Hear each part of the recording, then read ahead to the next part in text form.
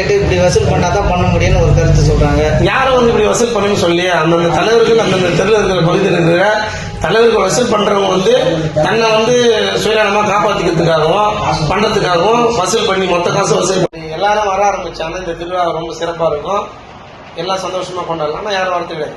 காசு கொடுத்துட்டா போச்சு, அவ்வளவுதான். இவங்க போய் காசு கேட்கறாங்க, கடமைக்கு அவங்க காசு கொடுத்துட்றாங்க, அவ்வளவுதான். யாரும் வந்து கலந்துக்கிறது இல்லை.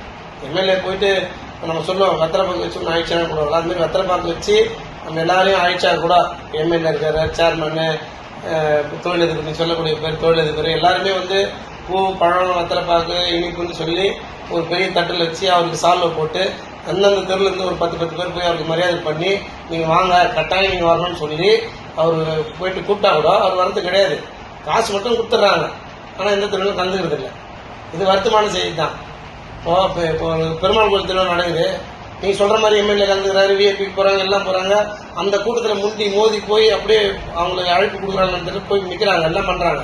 ஆனா நாங்கள் அவரு வந்து கௌரவிச்சு ஊர்ல நீங்க தான் பெரிய ஆளு நம்பி அப்படி ஒருத்தருக்கும் அப்படி கூப்பிட்டா கூட யாரும் வர்றது கிடையாது.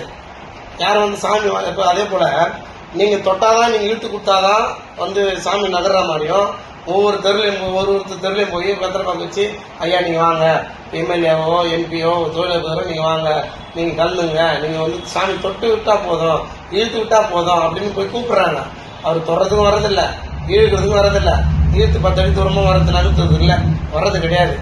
ஆனா மரியாதையை மட்டும் பாத்தீங்கன்னா இப்போ எம்எல்ஏக்கு கொடுக்க மரியாதை, எம்எல்ஏ வந்து இப்போ வந்து ஒரு 10 ஆண்டா வராரு, அடுத்த 5 ஆண்டுல வேற எம்எல்ஏ வரலாம், அதுக்கு அடுத்த 5 ஆண்டுல வேற எம்எல்ஏ போகலாம். அப்போ இவங்களுக்கு கொடுக்கக்கூடிய 25,000 50,000 1 லட்சம் கொடுத்தவங்களுக்கு கிடைக்கிற மரியாதை காலங்காலமா அந்த பகுதியில அவன் தேர் இழுப்பான், சாமிக்கு மாலை போடுவான், அவன் கொம்பு வெட்டுவான், இரவு பகல் தெரியாத ராவா சுத்துவான், தெருவா போவான்.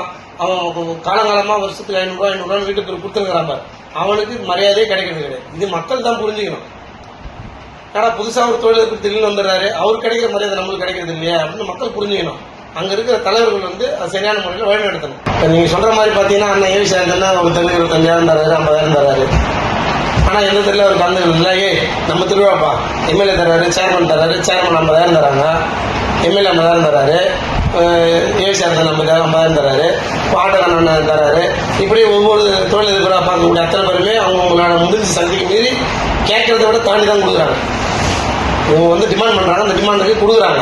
ஆனா ஒருத்தர் கூட இப்போ ட்ரிபிள்எஸ் ஐயா கூட ட்ரிபிள்எஸ் கூட இருக்காரு, அவர் வந்து வீதியில வராரு, சாமி வரும்போது சிவராத்திரிக்கு அந்த இடத்துல நின்று அவர் ஆபீஸ்ல இருந்து அவர் கூப்பிட்டு அவர் நேரம் வந்து அவருக்கு வந்து சாமி எழுதுற மாலையை போட்டு அவருக்கு சால்வை போட்டு மரியாதை பண்றாங்க, அவர் காசு தராருன்னு. அந்த மரியாதையை வந்து அந்த தெருளுக்கு யாருக்கும் கிடைக்கிறது இல்லை. ஒண்ணு. அப்ப சிவராத்திரிக்கு இவ்வளவு மரியாதை கொடுக்குறாங்களே, ஒரு சாமியை நிக்க வச்சு நம்மளுக்கு மரியாதை கொடுக்குறாங்களே, அப்ப நாளைக்கு அந்த பொண்டாட்டி புள்ளியோட நம்ம குடும்பத்தோட போய் திருவிழா கலந்துக்குன்னு அவங்க வந்தது இல்லை. அதே போலதான் யாருமே நான் பேச சொன்ன அத்தனை பேருமே யாரும் வந்து அவங்க குடும்பத்தோட வந்து திருவிழா கலந்துக்கிட்டே கிடையாது. அப்படி நீங்க எல்லாம் கலந்துக்குன்னா ரொம்ப சந்தோஷமா இருக்கும், மகிழ்ச்சியா இருக்கும். இவங்க விருப்பப்பட்டுதான் காசு தராங்க, நம்ம ஏத்துக்கலாங்க. விருப்பம் இல்லதான் இப்ப காசை பாக்குறாங்க, காசு கொடுத்தா போதும் தான் நினைக்கிறாங்க. இது வந்து எனக்கு வந்து ஏற்கக்கூடியதா இல்லை. திரு அருண் அவர்கள் கூறியது போலவே மைனாகொள்ளை திருவிழா குறித்து அந்த பகுதி மக்களே சிந்தித்து செயல்படுவார்களா, இல்லை அவர் கூறிய கருத்து தவறானதா சரியானதா என்பதை அவர்களே முடிவெடுப்பார்கள். இல்லை மாறுமா, அந்த திருவிழா வந்து மாறுமா, அடுத்த கட்டத்துக்கு அவர் கூறியது போல நடைபெறுமா என்பதை பொறுத்திருந்து பார்ப்போம். மாற்றம் என்பது மாறாத தத்துவம், மாறிவிடும் என்கிறார் கார்ல் மார்க்ஸ் என்பதை நாம் பொறுத்திருந்து பார்ப்போம். நன்றி, வணக்கம்.